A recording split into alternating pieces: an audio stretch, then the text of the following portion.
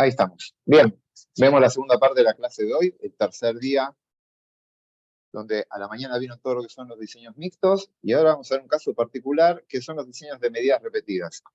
A ver, a modo de introducción al tema, esto que les voy a contar ahora vale para todos los diseños mixtos, y ahora después voy a mostrarles para el caso particular de medidas repetidas. Pero quiero que vean esto. A ver si hoy me funciona mejor.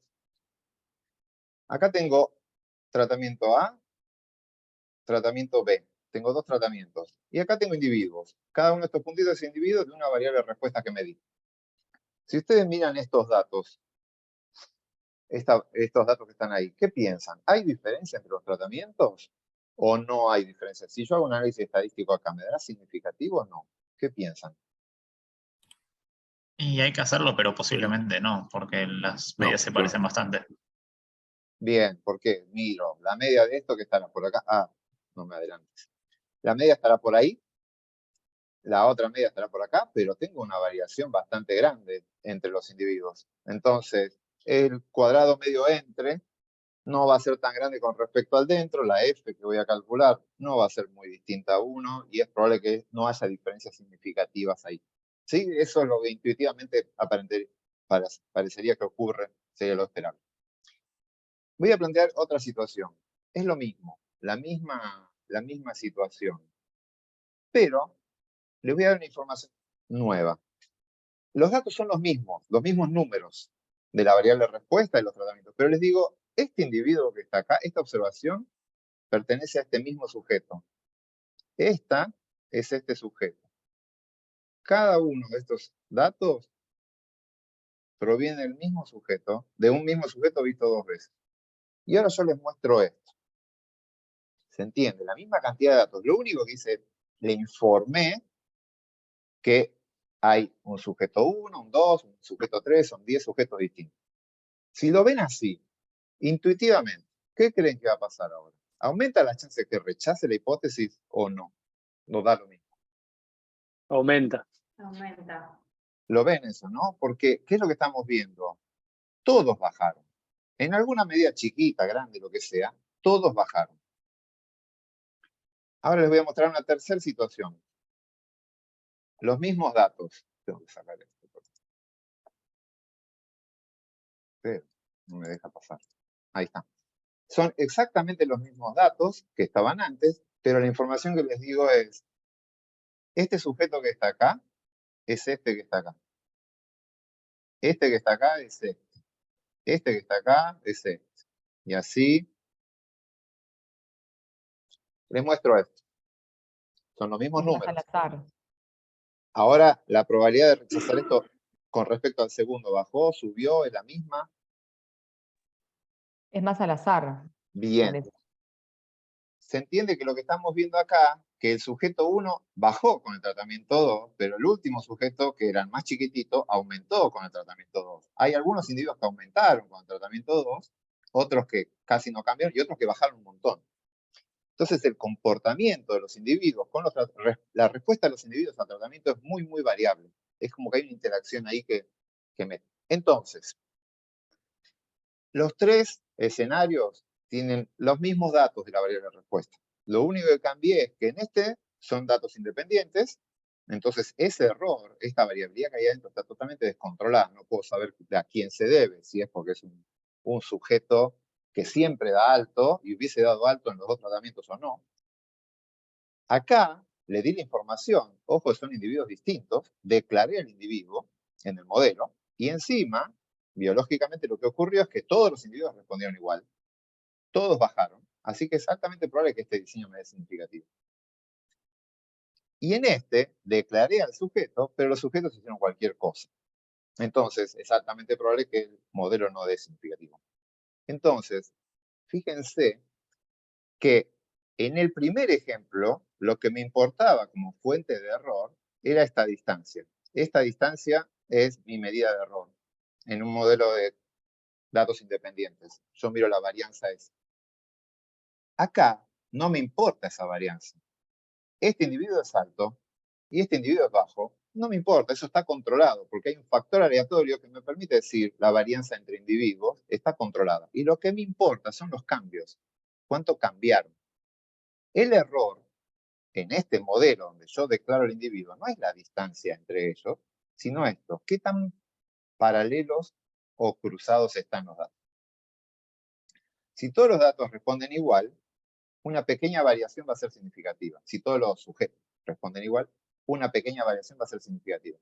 Si todos los sujetos responden distinto, las diferencias no van a ser significativas.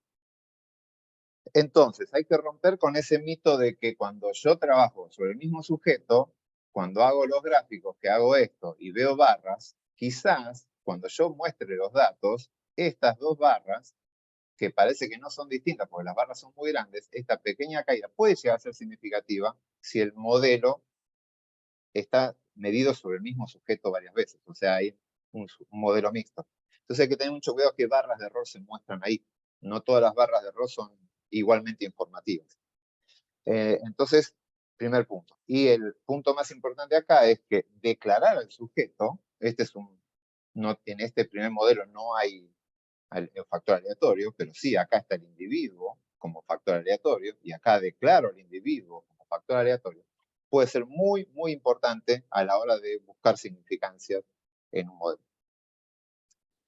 Bien, esto va para cualquier diseño mixto. Acá estoy declarando al individuo, y esto podrían ser bloques donde al mismo sujeto le aplico los dos tratamientos. Una parcela, por ejemplo, donde tengo dos sectores, acá le apliqué el tratamiento A esa parcela y acá el B, ¿sí? Esto es una parcelita, acá le toqué el A, acá le tocó el A y el B. Esto es otra parcela, y a esta le tocó el B y el A, y así lo hago para todos, aleatorizo. Eso sería un diseño de bloques. Declaran al individuo como factor aleatorio, siguen su ruta, no va a haber ningún problema, lo van a ver hoy en TP. Lo que vamos a ver hoy es qué pasa si yo no hago esto, que es A, B o BA. Si siempre tengo una secuencia, siempre es A, B, y si tengo más tratamientos, esto es más heavy, tengo A, B, C y D. Y en el otro sujeto volví a hacer lo mismo, A, B, C y D. Esto es bien clásico cuando tenemos medidas repetidas en el tiempo, donde el tiempo no lo podemos alterar, no puedo elegir al azar en qué tiempo le toca a cada tratamiento. Entonces, tiempo 1, 2, 3, 4 es una secuencia. Y hoy lo que nos mostraba, no sé si era Liliana, quién era que estaba mostrando lo de las conchillas, ahí hay una secuencia que es fija, ustedes no pueden alterar. Entonces, esa secuencia va a haber que modelarla. La secuencia. Hay que modelar al sujeto como un factor aleatorio y después hay que modelar la secuencia. Eso es lo que vamos a agregar ahora. ¿Cómo trabajamos con esa secuencia? ¿Quedó claro? Vamos a pasar a la siguiente diapo y vamos a meternos con un ejemplo. Vamos a ver el ejemplo. Tenemos el efecto de tratamiento con broncodilatadores para el tratamiento de asma. Tenemos gente con asma y lo que queremos, tenemos 72 pacientes que son asmáticos y fueron asignados en forma aleatoria a 3 tratamientos. Droga A, droga B y placebo. Lo que midieron es el volumen expiratorio forzado. Lo hacen expirar sobre un cañito y miden cuál es el volumen que logró expirar la persona. Y tenemos un tratamiento basal. Tenemos un tratamiento basal, es decir, antes a todas las personas al inicio, y después le aplican el tratamiento y lo registran a la hora, a las 2 horas, a las 3 horas, hasta las 8 horas. La misma persona vista todas esas veces, ¿sí? Cada persona fue vista 9 veces. ¿Estamos? Bueno, definamos. Unidad experimental. Pero acá hay una pequeña aclaración que está puesta acá. Es unidad experimental para el tratamiento. Es decir, para la droga. ¿A quién asigné a cada droga? ¿Quién me dice? A un paciente. A cada paciente. Bien, la unidad experimental es el paciente, pero está la aclaración para los tratamientos. ¿Por qué? Como cada paciente lo miro cada vez, para el tratamiento tiempo, ahí empieza una discusión filosófica de cuál es la unidad experimental. Si uno habla de la unidad experimental es donde aplico tratamiento, y el tratamiento tiempo existe, el factor tiempo existe. Por lo tanto, la combinación de tiempo por droga es el tratamiento. Y ahí el individuo en una determinada hora sería la unidad experimental, es un chino muy complejo y abstracto que no tiene sentido. Lo que interesa es para el factor fijo, ¿cuántas réplicas tengo? Eso es lo que voy a informar. Y sería para el tratamiento, droga, cuántos pacientes, cuál es la unidad experimental, es el paciente, y cuántos pacientes tengo, es lo que declaro. ¿Cuál es la variable de respuesta? Rápidamente. El El volumen volumen expiratorio forzado. Perfecto. ¿Ves? Es un volumen. ¿Qué tipo de variable es? Cuantitativa continua. Cuantitativa continua. Continua. Bien. Potencial de distribución. Vamos a arrancar. normal. Normal. Bien, vamos a trabajar un modelo de línea general, un LM, como venimos trabajando hasta ahora. Bien, eso es lo que viene acá. Variables explicatorias. ¿Cuál es la principal variable que me interesa saber cómo afecta el volumen expiratorio? La droga. Bien. Tipo. ¿Cuál? Bien. O sea, es un factor. ¿Con cuántos niveles? 3. Bien. Control. Perdón. ¿Sí? Está bien. A, B y placebo. Ok. Sí, placebo. Control puse yo, placebo. Si escuchan ruido, tengo dos gatos y se están matando. Pero bueno. Entonces, tengo esto. ¿Alguna otra variable para declarar? Ah, perdón, antes. ¿Fija o aleatoria? Siempre tienen que Fija. empezar los niveles del Fija. factor. Fija. Esos 3 niveles son fijados por investigadores, bien clásicos en un experimento, y me interesan esos 3 niveles. ¿Algo más para declarar? El paciente, Bien. ¿Por qué hay que declarar al paciente como otra variable? eh, Esa es la pregunta. ¿Por qué declaro al Porque paciente? lo medí varias veces. Exacto. Esa es la Bien. respuesta correcta. Tengo varias observaciones del mismo paciente. Eso lo convierte al paciente en un factor. bien. Esa es la clave que tienen que pensar ustedes. Si ven varias observaciones de algo, ese algo hay que declararlo, porque esas observaciones no van a ser independientes. ¿Y cómo resolvemos eso? Declarándolo en el modelo. Entonces, declaro al paciente en el modelo. ¿Qué tipo de variable es? Quali, quanti. Acá dice paciente 1, 2, 3, 4, pero ya lo charlan con Adri. Es Cualitativo. quali. Así que es un factor. Recuerden, es una etiqueta el número, ¿eh? No significa que es una cantidad. Es quali. Segunda pregunta, ¿fija o aleatoria? ¿Los niveles fueron elegidos al azar o el investigador quiere particularmente al sujeto 1 porque tiene una característica muy particular? No, es al azar. No, exacto. Al azar. Aleatorio. Bien, es una variable aleatoria. Esto sería un diseño mixto. Tengo un diseño mixto, ¿ves? Porque tengo un factor fijo y un factor aleatorio. Es mixto. Así que sería un diseño mixto como si fuera un bloque que a un paciente lo mido 9 veces. Pero tiene una particularidad.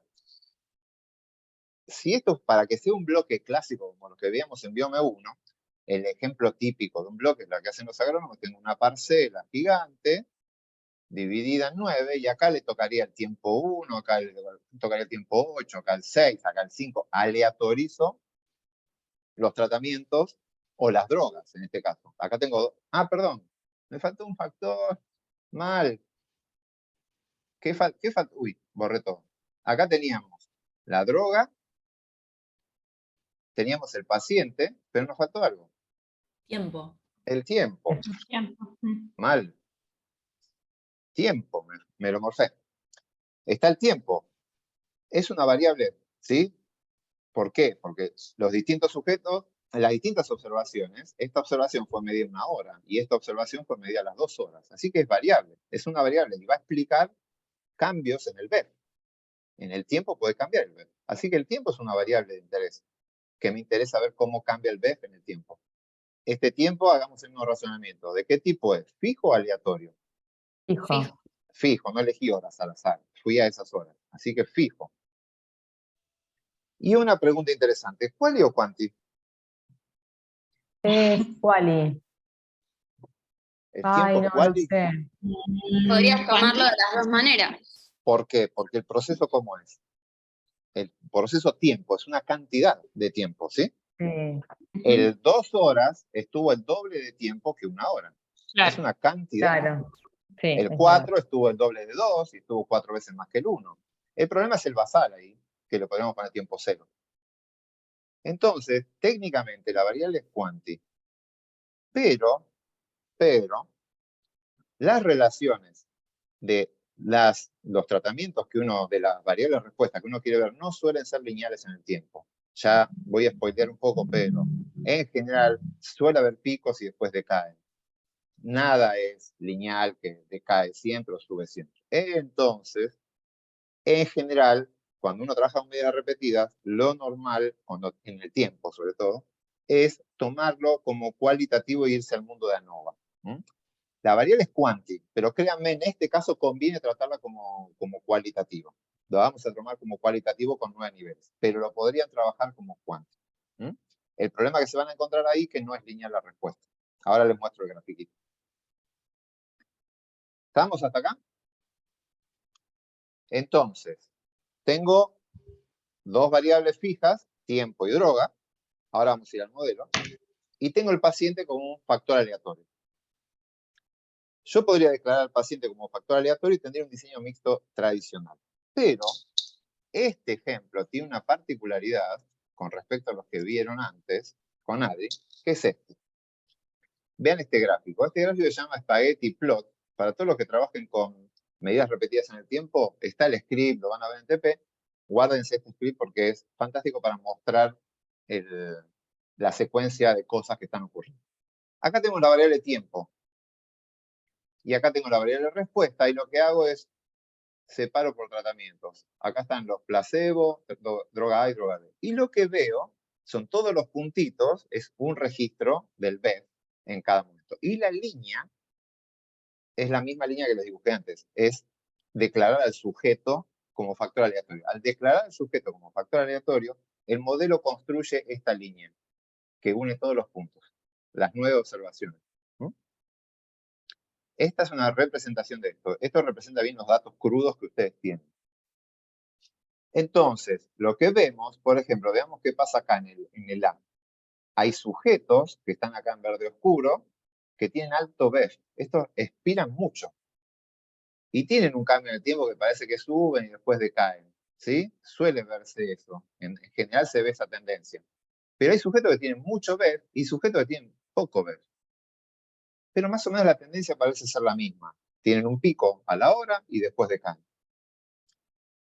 Esa variabilidad, que haya un sujeto que expire 4 litros y otro sujeto que expire 1,5 litros, no me preocupa en lo más mínimo. No me preocupa ese ruido. ¿Por qué? Porque eso es lo que controla el factor aleatorio. El factor aleatorio va a absorber y va a explicar esa variabilidad. Lo que me va a importar en alguna medida son los cruces que hay, que algunos bajan mucho y después suben y otros se mantienen arriba. Esa parte sí me va a interesar. ¿Sí? Vemos eso en el A, vemos eso en el B y vemos en el placebo. Y acá, abajo, tiene el gráfico de perfiles clásico, donde tenemos dos factores. Un factor es el tiempo, es un gráfico de perfiles, la variable de respuesta, y las líneas en colores son los tratamientos. Siempre en estos gráficos conviene poner el factor tiempo en el X y el factor que es fijo pero no tiene secuencia va como líneas, porque en el X tenemos que mantener esto que tiene una secuencia. Bien. ¿Estamos? Estos son los... Sí, Una pregunta, yo era la del ejemplo de las conchillas. sí. Entonces, cuando vos tenés un caso como era el mío, donde vos tenés un orden pero es espacial, ¿cómo lo ordeno? ¿Tengo que tomar una decisión yo ahí de dorsal a ventral en la conchilla? Sí, lo ideal que te tiene, o sea, a ver, lo que es en el espacio, en el tiempo es lineal.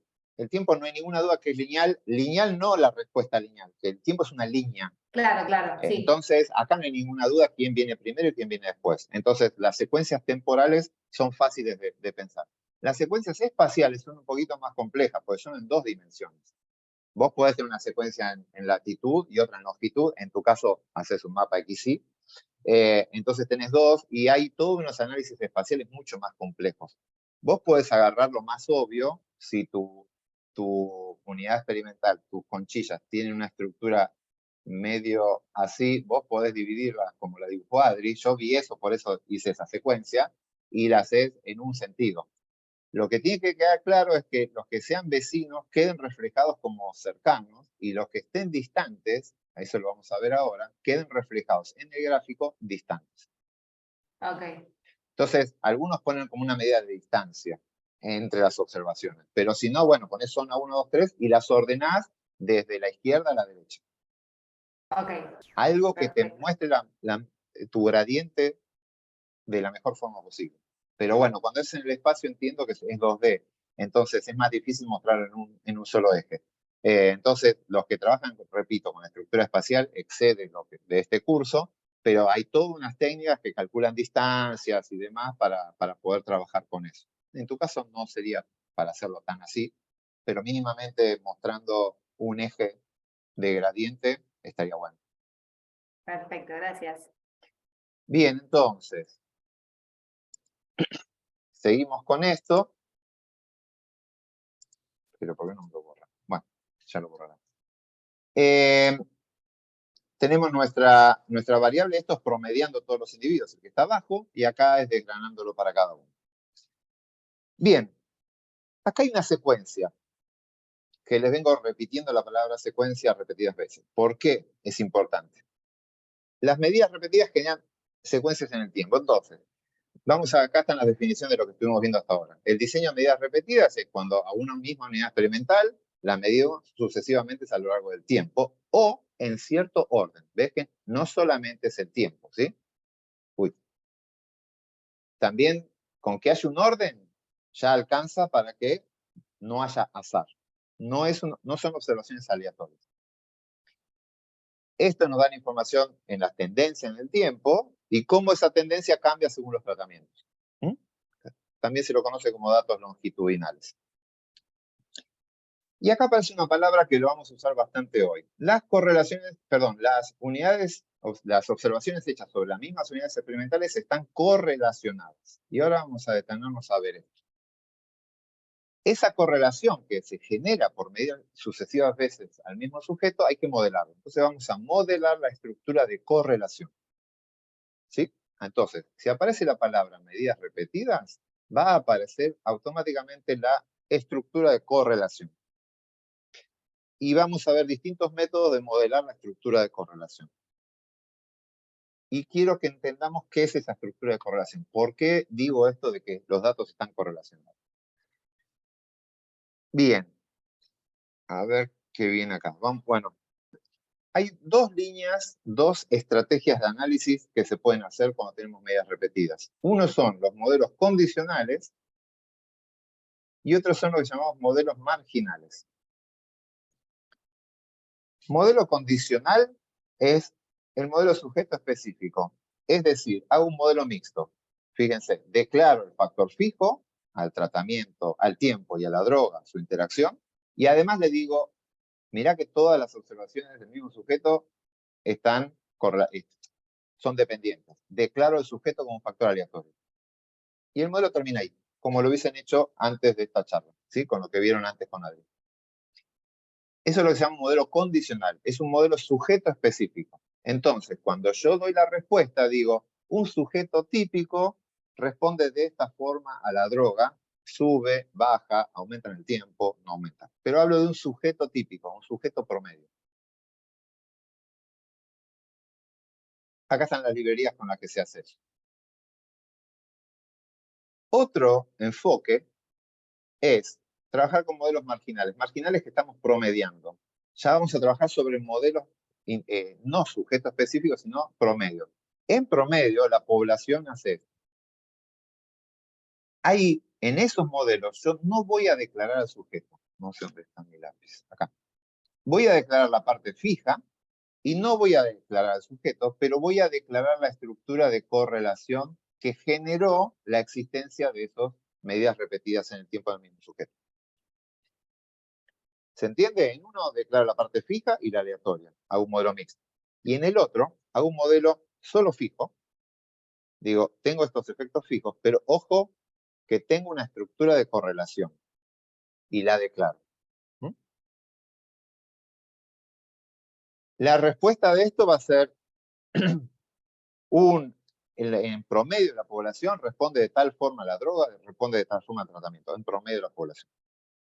Bien, son dos abordajes distintos. Ahora vamos a enfocarnos, el que vamos a trabajar nosotros es el marginal, porque nos va a permitir modelar la estructura de correlación. En este ahora vamos a ver que no. Y la buena noticia es que la respuesta, hablar de un sujeto promedio y hablar del promedio de la población, si la distribución es normal, es exactamente lo mismo. El sujeto promedio pasa por la media de la población. Entonces, hablar de sujeto promedio, hablar del promedio de la población es lo mismo, no cambia nada. ¿Mm? Hay modelos condicionales y marginales, ahora vamos a ver, bajo ciertas condiciones son idénticos. La gran diferencia es que los modelos marginales nos van a permitir, cuando no funcionan bien la estructura de correlación, ahora lo vamos a ver, la podemos modelar. Vamos a ver lo de la estructura de correlación para que se entienda qué es lo que estamos hablando.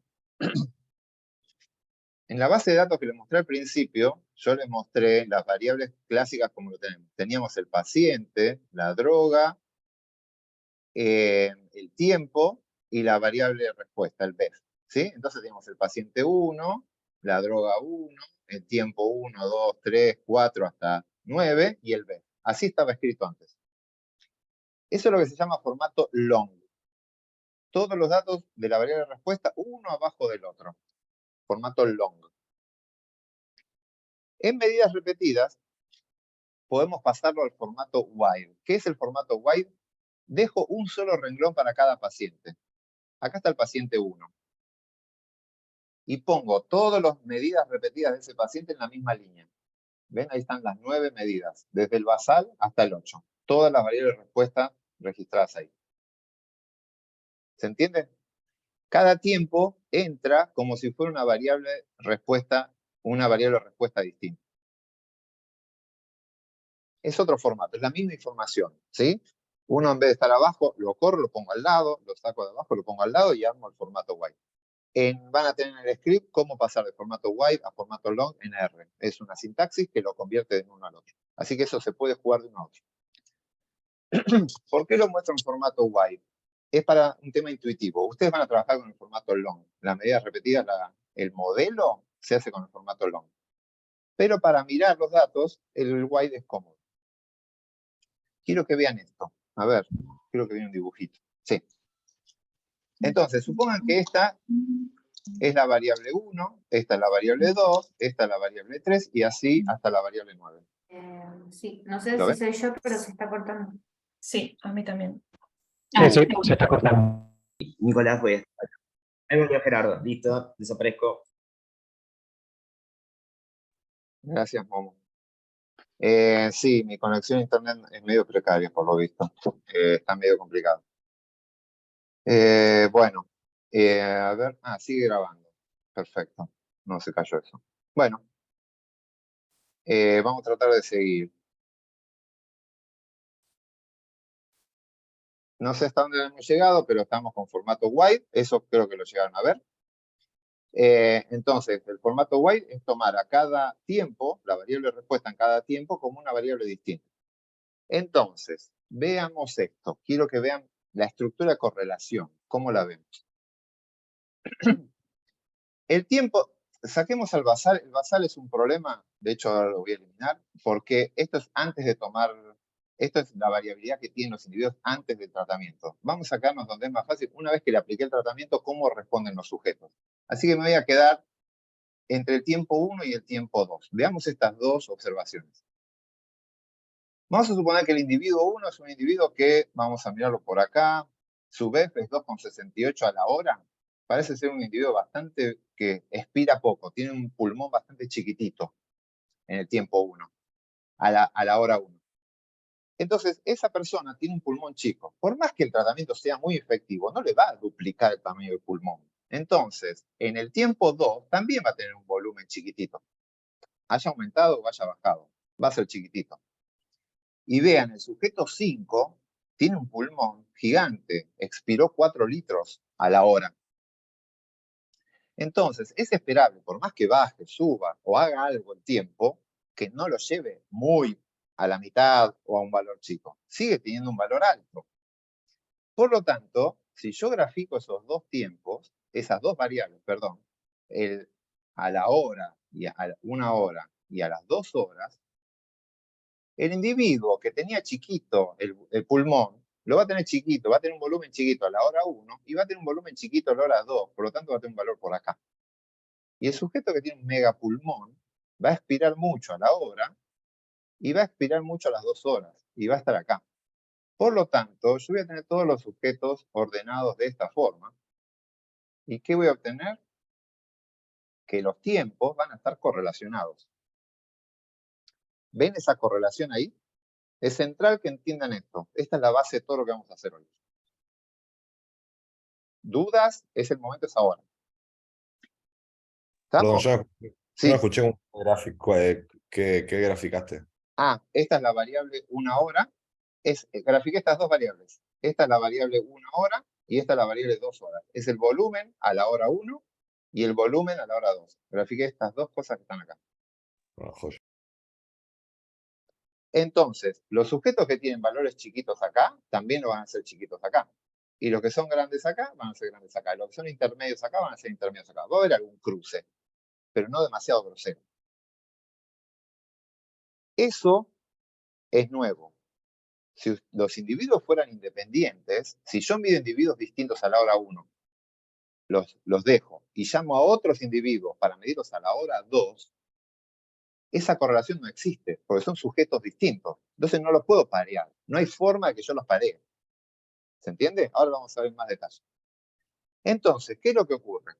Este gráfico es muy lindo para ver esto. Es este gráfico que está acá, este,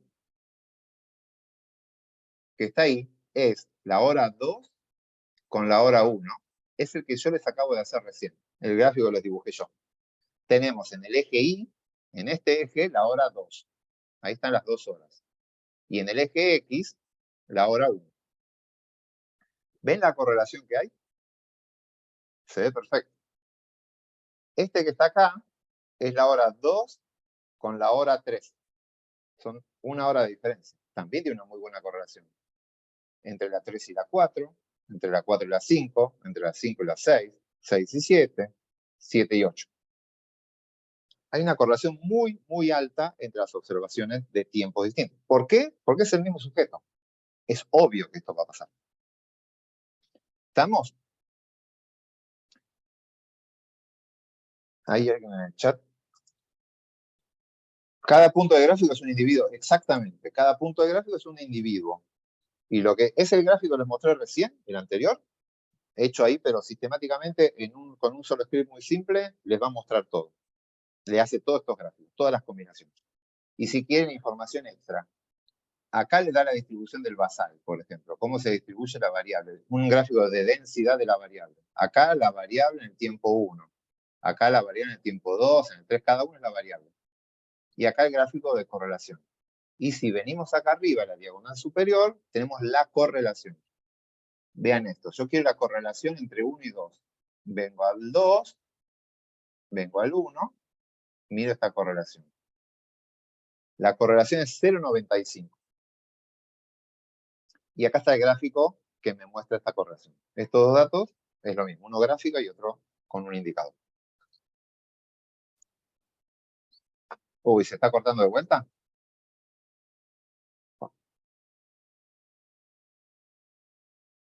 A mí me corta. Bien, bueno, genial. Bien, sigamos entonces, antes que se corte. ¿Ven esa correlación? ¿Estamos todos de acuerdo con esa correlación? Bien, hay otra particularidad. Entre el tiempo 1 y 2, la correlación es muy buena. Pero a medida que me alejo en el tiempo, si empiezo a mirar la 1 con 3, que sería esta, la correlación empieza a decaer. ¿Ven que se empiezan a separar los puntos de la línea esa? Fíjense entre el 1 y el 8. Ya la correlación se empieza a hacer un poquito más, no tan perfecta. ¿Y qué es lo que pasa? Pasaron 8 horas. Entre la primera hora y la octava es 8 horas. Un sujeto pudo haber tenido un recorrido muy distinto a otro. Entonces el que tenía muy alto en el primero quizás no está tan alto en el segundo porque respondió mucho más al tratamiento, le pasó algo en el camino. Entonces, a medida que me alejo en el tiempo, las correlaciones se van decayendo, no se mantienen constantes. Y este es un efecto que lo van a ver siempre. Y vean acá. Toda esta línea de correlaciones, esta es entre la 2 y la 3, esta es entre la 3 y la 4, 4 y 5, son todas altas, 0,95, 95, 90, 92, 9, ¿lo ven? Toda esta línea de correlación es altísima. Si yo voy a esta línea, a la siguiente, perdón, acá, esta es la 2 contra la basal. Vamos a esta. Esta es la 1 contra la 3. La 1 contra la 3. Esta. La 2 contra la 4. Ya pasaron 2 horas. A medida que me voy corriendo y voy alejándome, la correlación se va achicando. Ven que acá están todas 0,90. Fíjense acá. Acá ya están todas 0,70. Y acá arriba, entre el basal y el 8, o entre el 7 y el basal, entre el 1 y el basal, ya estamos en 60, 70. La correlación no se mantiene constante. ¿Quedó claro ese concepto? Y algo importante, cuanto más tiempos metan, más va a caer esa correlación. Más difícil de modelar va a ser, porque la correlación no va a ser constante. Eso hace que cuando tengan muchas medidas repetidas, esto se haga un poquito más difícil de modelar. La buena noticia, no es tan difícil. Pero hay que tener más cuidado. ¿Quedó claro esto? Entonces, cuando tengo los datos a un mismo sujeto, los sigo a lo largo del tiempo, genera una estructura de correlación. Acá voy a graficar cuatro tiempos, pero sepan que este tiene 9 tiempos, pero para que no sea una matriz tan grandota, aparece esta matriz que está acá, que le vamos a poner sigma, y esta es una matriz de varianzas y covarianzas. Matriz de varianzas y covarianzas. Se las presento, es con esto van a tener que convivir si están trabajando con medidas repetidas, y con la de correlación que es la que vino. ¿Qué tiene esta matriz? En la diagonal son todas varianzas. Esta es la varianza del tiempo 1. En este caso, si este es mi tiempo 1, es la varianza que hay entre estos 10 datos. ¿Sí? Esta que está acá, la varianza del tiempo 2, perdón, sí, es la varianza, está al cuadrado. Es la varianza de esta variable y cada una de sus varianzas de cada columnita que tenemos por separado. Es la varianza que todos conocemos. La varianza al tiempo 1, la del tiempo 2, la del tiempo 3. Bien, esa es la diagonal. Pero por fuera de la diagonal hay otra cosa. Lo que aparece acá, este sigma 1, 2, es la covarianza entre el tiempo 1 y el tiempo 2.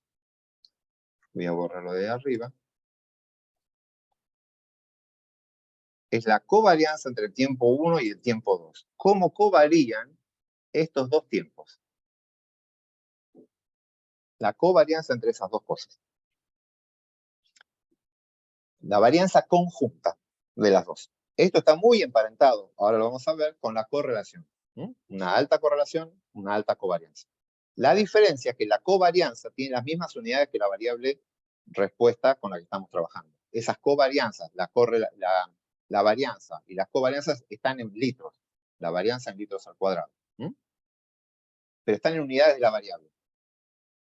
Entonces, en esta matriz voy a tener una diagonal con varianzas y fuera de la diagonal voy a tener covarianzas. Obviamente la covarianza 1, 2 es igual que la covarianza 2, 1. Estos dos números son iguales, es el mismo número.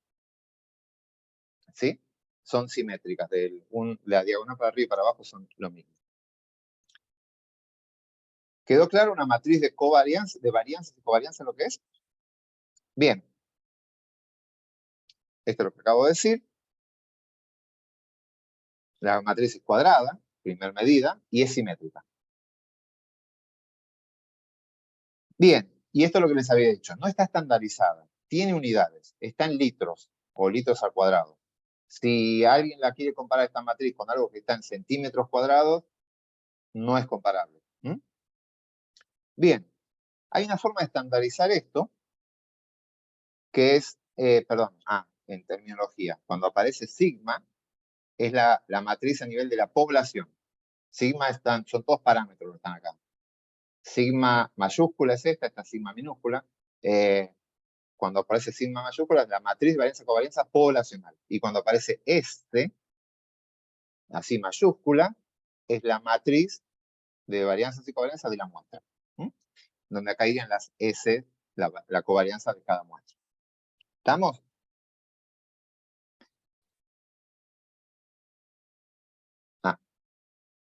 Nada. Esa matriz que está acá, hay que modelarla. De alguna forma hay que darle información al modelo de que existe esa matriz y qué características toma. El modelo tiene que estimar todos esos valorcitos que están ahí, los tiene que estimar. ¿Cómo lo vamos a estimar? Hay distintas estructuras de varianza y covarianza que podemos modelar. Las vamos a ir viendo de a poquito ahora. Una que se llama simple, la simetría compuesta, autorregresivo. Hay un montón de estructuras. Vamos a modelar, por un lado, la matriz de varianza y covarianza, y por el otro lado, como ya ustedes saben hacer, pueden modelar las varianzas, además. A ver, voy a mostrarles esto para que se entienda. Voy a ir a lo más simple de todo. Si ustedes tienen, ¿se acuerdan el ejemplo que trabajamos de las ratas con plomo en el riachuelo? En distintos puntos de la ciudad, yo tenía ratas de distintos puntos de la ciudad y tenía ambientes. Vamos a suponer que este eran los espacios verdes, estos eran los barrios de urbanos, no sé, el riachuelo, distintos ambientes. No son tiempos, son distintos ambientes. Las ratas, acá vuelve a estar espacios verdes, barrios urbanos, barrios carenciados. Lo que yo pondría en esta matriz acá sería la varianza de las ratas en la cantidad de plomo, la varianza en la cantidad de plomo de las ratas de los espacios verdes, acá los barrios residenciales, los carenciados y el riachuelo. Pero acá, ¿por qué aparece un 0? Porque yo vuelvo a hacer el mismo grafiquito. Si hago el mismo gráfico de poner un tratamiento acá y el otro nivel del factor lo pongo acá, barrios residenciales lo pongo acá. Las ratas de espacios verdes, la que tenga bajo valor en espacios verdes, voy a tener ratas con poco plomo en espacios verdes, con mucho plomo, con intermedio alto, cualquiera. Esa misma rata no aparece en los barrios carenciados, porque es otra rata. ¿Se entiende? En barrios carenciados voy a tener unas ratas que tengan poco, mucho, alto, pero son ratas distintas que acá. Entonces, voy a tener datos por acá, pero no hay ninguna correlación entre estos. No hay forma ni siquiera de parearlos para calcular la correlación, porque no es la misma rata en los dos ambientes. Por lo tanto, la covarianza entre estos ambientes es 0. Es 0 por diseño, porque ustedes mostraron ratas distintas en un ambiente que en el otro. Entonces, cuando trabajan con datos independientes, un diseño completamente aleatorizado, con un dato por individuo, una ANOVA clásico, tienen una matriz de varianzas y covarianzas, pero las covarianzas son todas 0. Y lo único que tienen son las varianzas que están en la diagonal. ¿Sí? Y esas varianzas, ustedes ya saben cómo modelarlas. Pueden ser homocedásticos, que todas las varianzas sean iguales, o, nada, pueden ser heterocedásticos. Y ustedes lo modelan. ¿Cómo? Con un varidén, por ejemplo. Hacen un varidén y van a tener una varianza distinta para cada ambiente, pero las covarianzas siguen siendo 0 por diseño. Entonces, ¿a qué voy con esto? Los supuestos de una ANOVA tradicional tienen una matriz de varianzas y covarianzas. El tema es que las covarianzas son 0. Y lo único que les importa de esa matriz es la diagonal, que son las varianzas. Y es lo que ustedes ya saben modelar. Hoy van a aprender a modelar el resto, esta parte de acá. Solo si tienen medidas repetidas importa esto. O si tiene un factor aleatorio, donde mediciones en el mismo sujeto. ¿Estamos hasta ahí? Me van haciendo consultas, por favor, si tienen dudas. Bien. Empecemos a modelar esto. La estructura más simple que tenemos es la que se va a llamar la matriz la estructura de simetría compuesta. Perdón que quiero que aparezca mi lapicito o el puntero. Esto que se llama matriz de simetría compuesta está dada por la siguiente forma. Esta es una matriz genérica de varianzas y covarianzas, ¿sí? En la diagonal varianzas y fuera de la diagonal covarianzas. La de simetría compuesta asume que todas las varianzas son homogéneas. Es un modelo homocedástico. A ver si me deja pasar ahí. Ah, perdón. Voy a hacer una aclaración antes. Antes les conté que la correlación y la covarianza, la correlación es una estandarización de la varianza. Acá está la formulita de correlación. Esperen que voy a sacar esto. Acá arriba tenemos la fórmula de correlación. Este es el ρ de correlación. La correlación es la covarianza dividida la varianza. ¿Sí? Se estandariza. Entonces, la covarianza que tengo entre las dos variables lo divido por la varianza. Si el sistema es homocedástico, las dos variables tienen la misma varianza. Así que es la varianza común para todos. Entonces, la covarianza dividido la varianza me da la correlación. Básicamente me dice cuánto varían en conjunto del total de la varianza que hay. Entonces, ¿qué logro con esto? Acotar esto hasta el 1. La correlación está entre -1 y +1. No toma cualquier valor y otra ventaja es no tiene unidades. Porque ya al hacer este cociente elimina las unidades. Entonces, la correlación es una covarianza estandarizada. Entonces, como la correlación es una varianza estandarizada, ven acá tengo la covarianza, la puedo expresar así, como la correlación multiplicado por el desvío de uno por el desvío del otro. De la variable 1 por el desvío de la variable 2. Si estos dos desvíos son homocedásticos, las varianzas son constantes, esto es lo mismo que hablar de varianza al cuadrado. Estos dos desvíos, perdón, si estos son homocedásticos, es lo mismo que multiplicarlo, es como elevar al cuadrado el mismo número. Entonces, la expresión queda así. La covarianza es la correlación por la varianza. Es básicamente pasé esto multiplicando ahí. Entonces, si el sistema es homocedástico, puedo expresar esto de esta manera. Varianzas en el centro, porque es el mismo número, no pongo varianza 1, 2, 3, 4 y 5, pongo varianza. Hay una sola varianza. Y pongo correlación por la misma varianza. Cambié de esta expresión, la cambié a esta. Y me queda esta estructura que está acá. Y la ventaja de hacer esto es la siguiente. Como la varianza es constante, hay una sola varianza, es homocedástico el sistema, puedo sacar un factor común varianza, la saco fuera de la matriz. La varianza se va, y lo que me queda es una matriz mucho más simple, más fácil de interpretar, donde tengo unos en la diagonal, y tengo correlaciones fuera de la diagonal. La que tienen acá, no veo mi lápiz, ¿dónde está? Esta correlación de acá es la correlación entre el tiempo 1 y el tiempo 2. Esta es entre el 1 y el 3, 1 y 4, y tenemos todas las correlaciones. ¿Me siguen hasta ahí? Esta es la que se llama la matriz de correlación. Uno puede viajar de la de covarianza a la de correlación, es lo mismo. Entonces, hay paquetes que modelan la de correlación, otros la de covarianza, a veces le dan información de uno y el otro, pero la que nos vamos a concentrar nosotros es la de correlación.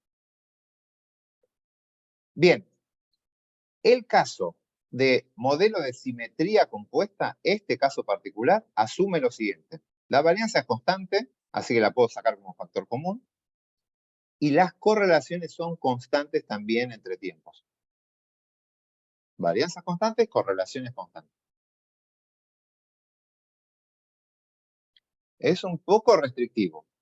No suele ocurrir en la práctica, pero hay situaciones donde sí ocurre.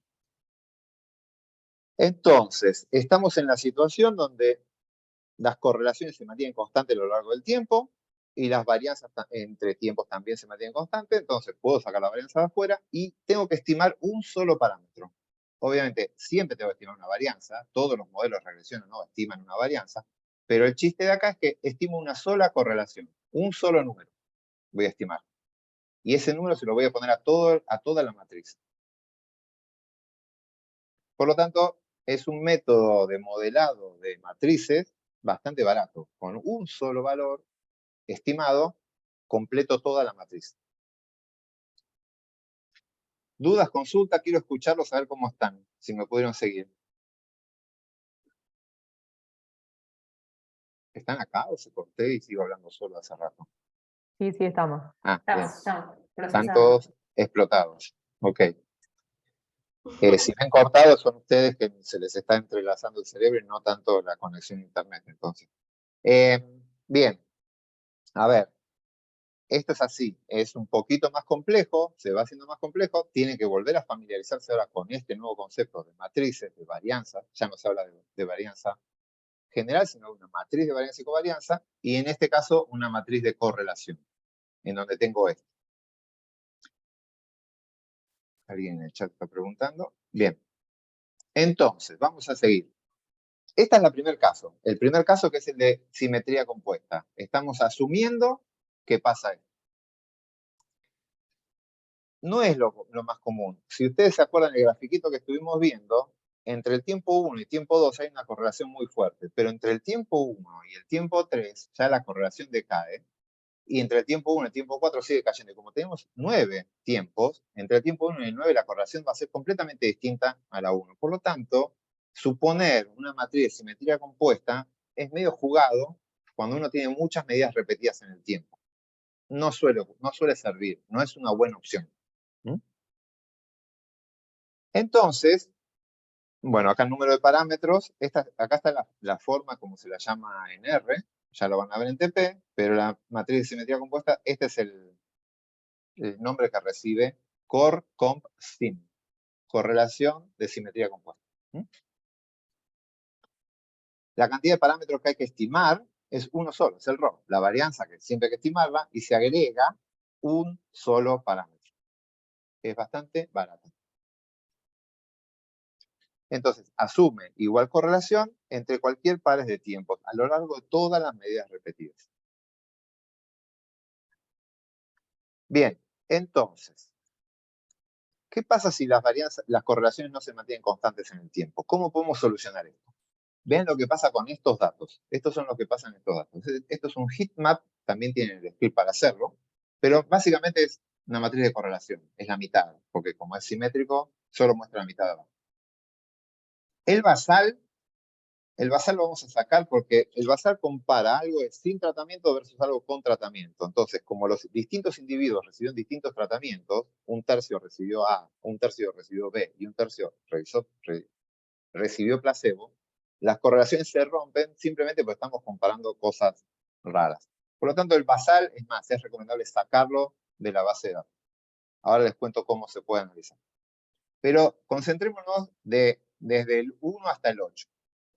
Ven acá es 1 con 2, 2 con 3, 3 con 4. Todas las correlaciones acá son todas rojas. Por arriba de 0,9. Porque son entre tiempos sucesivos. Hay una hora de diferencia.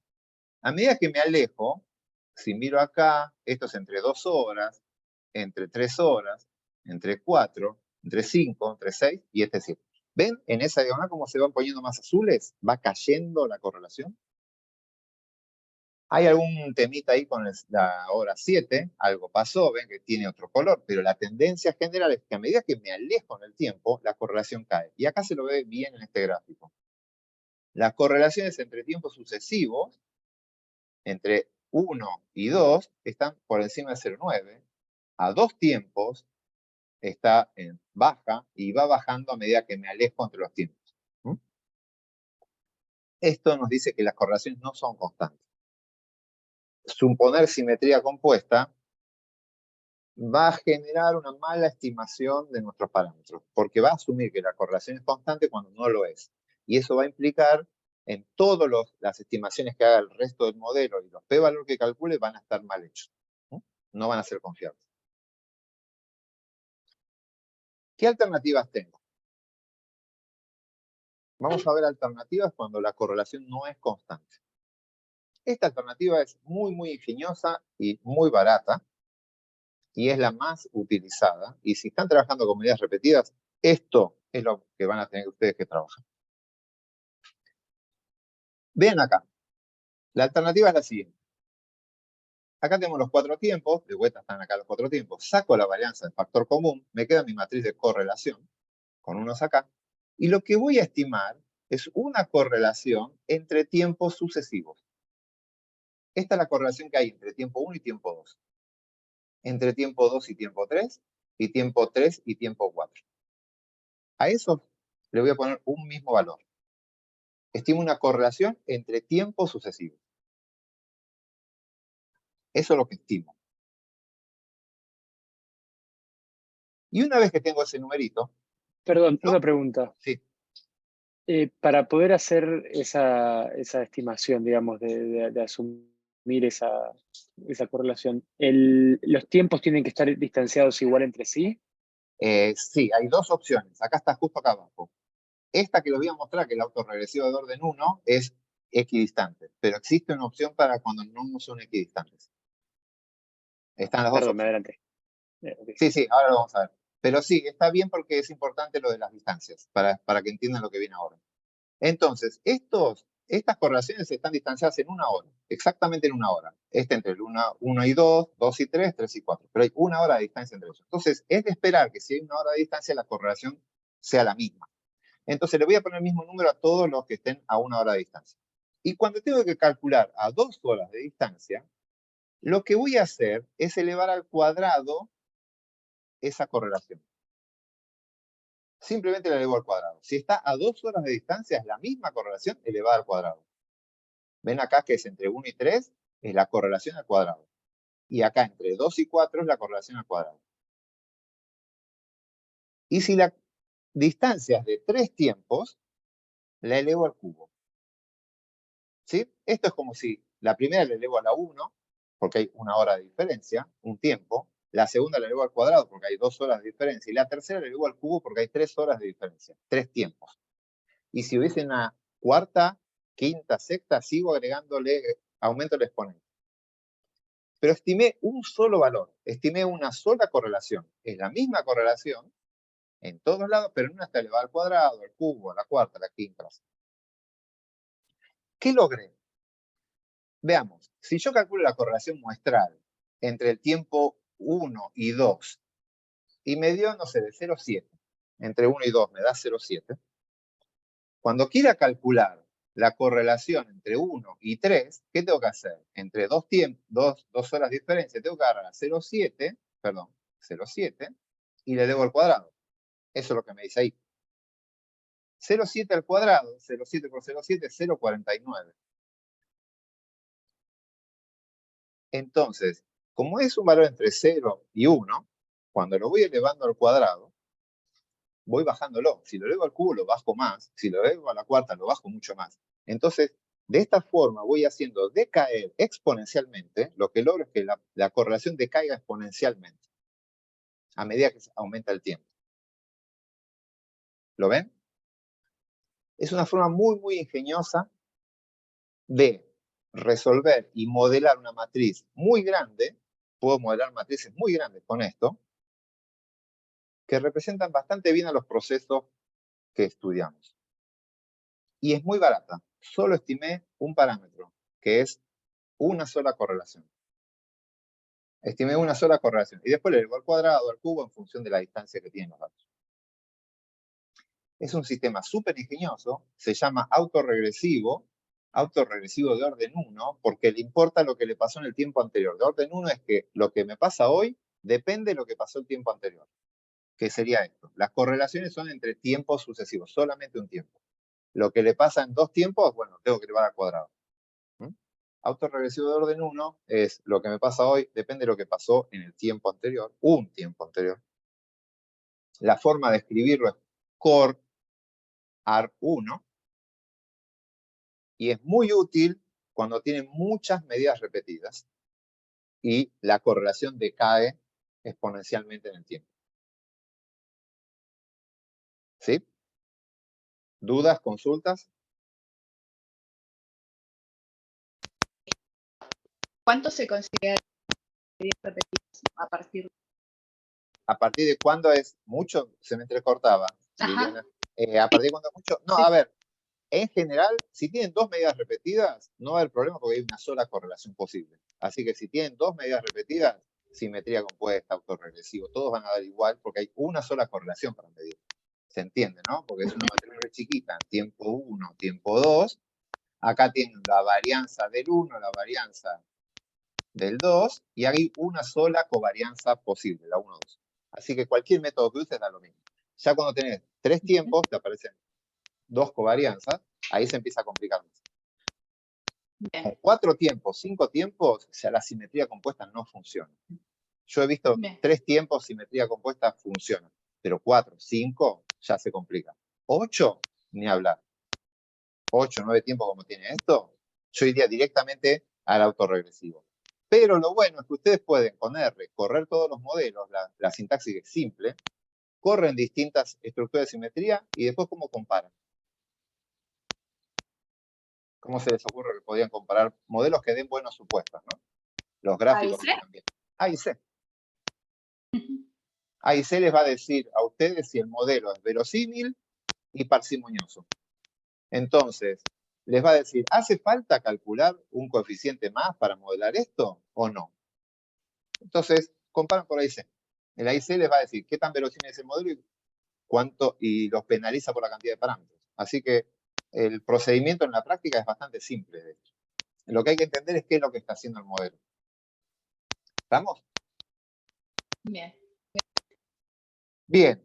Esta es la que les digo de simetría compuesta. Tiene el problema, es que asume que entre las distancias entre los tiempos tienen que ser constantes, porque como la eleva al cuadrado está asumiendo que hay 2 horas entre el 1 y el 3. Si las distancias no es la misma, si uno lo medía la hora, el otro las 5 horas, la correlación decae mucho más fuerte entre 5 horas que entre 2. Entonces ya no serviría este diseño. Pero lo bueno, la buena noticia es que la mayoría de la gente no tiene tiempos tan prolijos. Entonces, si los tiempos son distintos, existe el autorregresivo de orden 1, pero para continuo. Se llama autorregresivo continuo, que es la forma de llamarlo es con core car, aparece la C de continuo, autorregresivo 1. Core car 1. Ese sirve, ajusta en función, usted tiene que darle la distancia, cuál es el tiempo, y con eso ajusta las correlaciones en función del tiempo que hay entre los valores. Así que se puede hacer. Y otra cosa, estos modelos asumen homocedasticidad, una varianza común, ¿sí? Estoy asumiendo eso. Pero ustedes ya son maestros en modelar varianzas, así que también pueden modelar la heterocedasticidad. Así que abrimos otra puerta más. Entonces, fíjense cómo venían. Cuando entraron al curso, ustedes sabían modelar la media, o sea, poniéndole distintos valores de predictora, factores, modelan la media. Después les enseñamos a modelar las varianzas, poniendo distintas funciones modeladas de varianzas. Ahora le estamos enseñando a modelar las covarianzas, pero no son excluyentes de las otras técnicas. Así que ustedes pueden modelar las covarianzas y las varianzas. Ahí hay que tener cuidado. Si ya se van a meter en sistemas tan complejos, hay ciertas combinaciones que no se pueden hacer. Algunas les voy a comentar, pero lean un poquito más, busquen un poquito más si se les ocurre hacer eso, modelar todo. Hay ciertas combinaciones que no están permitidas.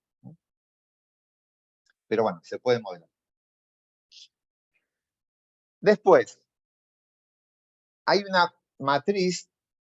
Si falla el autorregresivo, no converge el modelo, no lo pueden hacer, los recibos le dan feo, no logran hacerlo, es decir, el otro tampoco funciona, siempre pueden recurrir a esta matriz, que es la que se llama matriz desestructurada, que es una matriz, es una brutalidad esto. Esto básicamente lo que hace es, va a estimar un valor para cada uno de estos integrantes, bueno, obviamente para la mitad, ¿no? Va a estimar.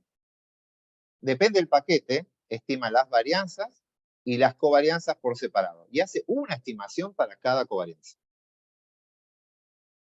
Hay paquetes que usted le tiene que decir, las varianzas son iguales, así que estimame una sola varianza.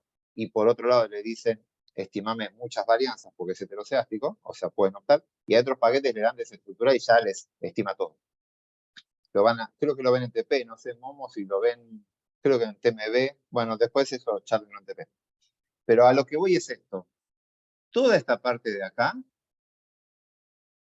para esta parte de acá tiene que estimar 1, 2, 3, 4, 5, 6 parámetros para estimar eso. Carísimo, carísimo. Pero bueno, si sus datos hacen cualquier cosa, que las correlaciones no decaen, sino que a veces aumentan, otras veces decaen, hacen cosas muy raras sus datos, con esto lo pueden estimar. No van a tener ningún problema. Pero tiene que tener mucha plata en sentido estadístico, mucha plata es muchos datos. Van a tener que tener muchos individuos por tratamiento para poder estimar tantos parámetros.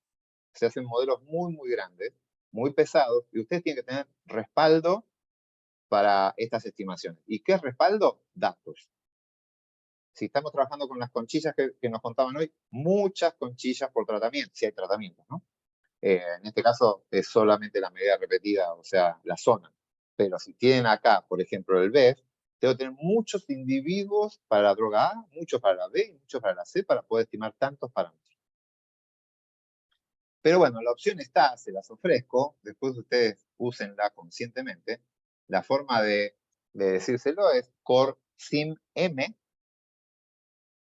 Esta es la desestructurada, no sé por qué le pone ese nombre. A mí esa cuando la veo me suena a simetría compuesta, pero no es la de simetría compuesta, es la SIM desestructurada. Es esta.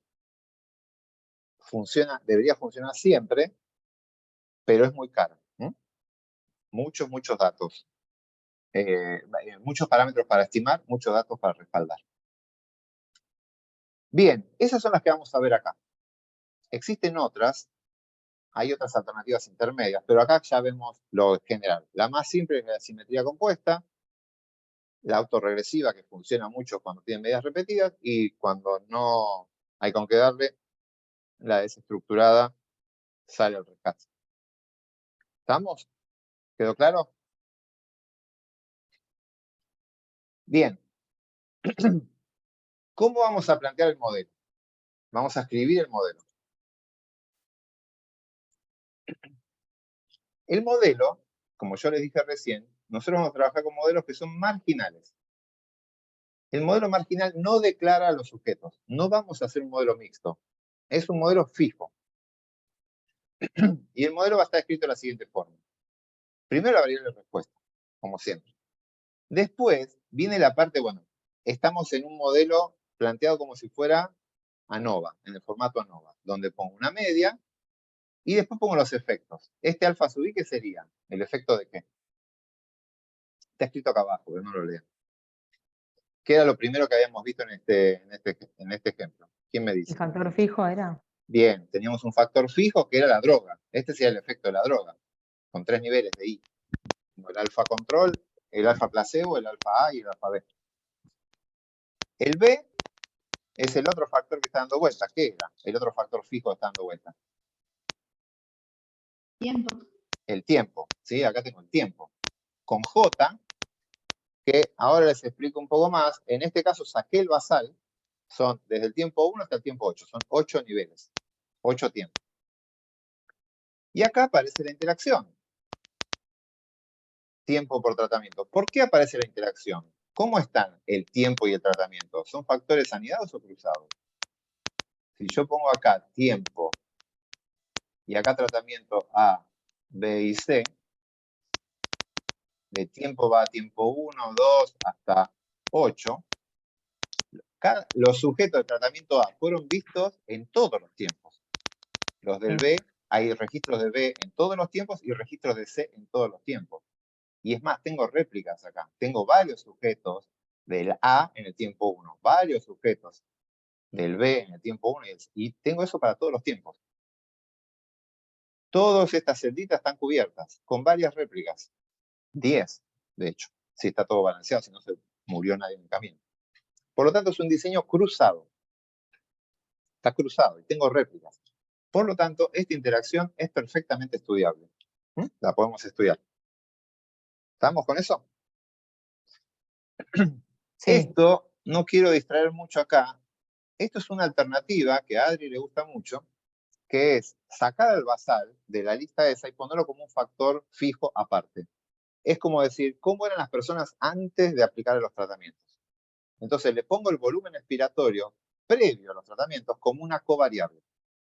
Y esta variable que aparece acá, que es el valor basal, la uso para ajustar como una variable continua que ajusta al resto de las variables, ¿sí? Lo pongo como un factor de ajuste previo. Entonces, ahí me va a controlar si hay individuos con volumen expiratorio alto o bajo, porque con esa covariable, después, como los otros son coeficientes parciales, cuando vea el efecto de alfa, va a ser para un valor de volumen. Cuando ponga el beta, ajustado por el volumen. Es una alternativa, pero no quiero meterme en eso ahora porque eso es específico de este tipo de estudios. Lo que quiero que nos enfoquemos es en esto. Tengo la parte fija, su interacción. Esto, si quieren, no darle bolilla ahora. Y después tengo el error, el épsilon, el error aleatorio de cada sujeto, de cada observación. Ahora, ese épsilon, normalmente, ¿qué decíamos del épsilon? El épsilon sigue una distribución normal con una media 0 y una varianza constante. Ese es nuestro criterio, perdón, la media era 0 por ser un épsilon y una varianza constante. Ahora ya no hay una varianza constante. Ahora hay una matriz de varianzas y covarianzas. Entonces, lo que declaro, para declarar las medidas repetidas, les digo, tengo un épsilon, pero esos épsilon no son todos independientes, sino que estos épsilon tienen una distribución normal con media 0, pero están dentro de una matriz, pero hay una matriz de varianzas y covarianzas que están estructurando esos épsilon. No son todos independientes. Esa es la forma de declarar las medidas repetidas. No declaro el sujeto. No digo, hay un sujeto que concentra, que medí varias veces. Sino que declaro la matriz de, en este caso, varianzas y covarianzas. ¿Estamos? Y esta matriz de varianzas y covarianzas la pueden modelar. Ahora les muestro cómo. ¿Dudas, consultas hasta acá, por favor? ¿Se entiende? Bien. Acá... Perdón, Sí. pregunta por ahí porque estoy medio perdida, pero digamos, ¿cuál es la conveniencia de hacer esto frente a simplemente introducir Al el sujeto término? como factor aleatorio. Sí, Claro. perfecta la pregunta. Este es el modelo marginal. La opción B es hacer un modelo condicional, que no sé si está en la diapo, no sé si está en la diapo más adelante, creo que no. El modelo condicional, si yo quiero hacer el modelo condicional, ¿qué hago? Declaro la variable, no pongo los subíndices, declaro la parte fija, alfa más beta más alfa beta, y acá declaro un sujeto, no sé qué letra le pone Adri cuando A, B, vamos a suponer sujeto C, para no usar la B, una letra no griega, que es el sujeto. Y después declaro los errores. Y declaro el sujeto como un factor aleatorio. Y sería un modelo mixto tradicional.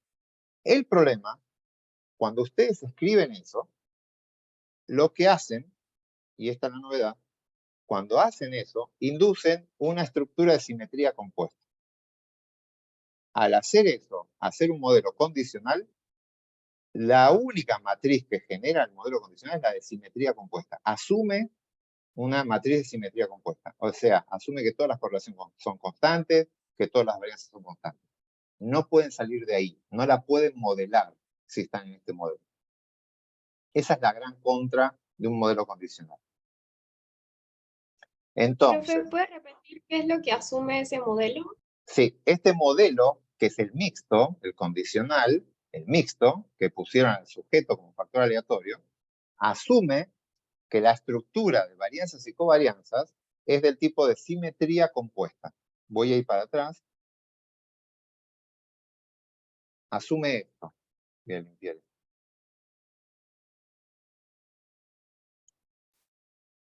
Está asumiendo esto. Que todas las varianzas son constantes y todas las covarianzas o correlaciones son iguales. No cambian. Es un supuesto de un modelo condicional. Asume que es así y lo va a modelar esto. Si no tienen esto, si la correlación cae en el tiempo, va a estar mal. Claro. Entonces es muy limitado hacerlo condicional. Por eso, en medidas repetidas, lo hacemos en general marginal para poder modelar esa estructura. Entonces, la gran ventaja de esto, de trabajar con el marginal, es que podemos hacer esto que está acá, que son los modelos marginales. Lo van a usar con la librería NLM, lo van a ver en el TP, este es el GLS, la función que van a usar. Y fíjense, si yo quiero hacer un modelo de simetría compuesta, tengo básicamente dos caminos. Uno, declaro el sujeto como factor aleatorio, les conté recién, pero la otra es, lo hacen marginal, declaran el BEF, variable de respuesta, toda la parte fija con su interacción, el basal que está acá, no importa, y agregan una sintaxis que es de correlation, esto es lo nuevo, le dicen voy a modelar la estructura de correlación, eso se convoca, se invoca a la función correlation, y simplemente le dicen la estructura de correlación es de simetría compuesta, cor, com, sim.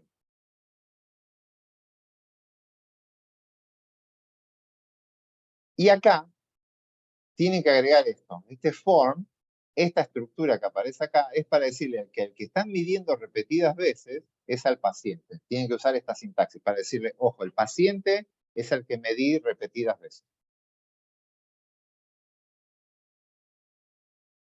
Así se inscribe. Pero repito, este es un modelo fijo, no hay ningún factor aleatorio acá. Aparece el paciente, obviamente que hay que declararlo, pero el paciente está dentro de la estructura de correlación.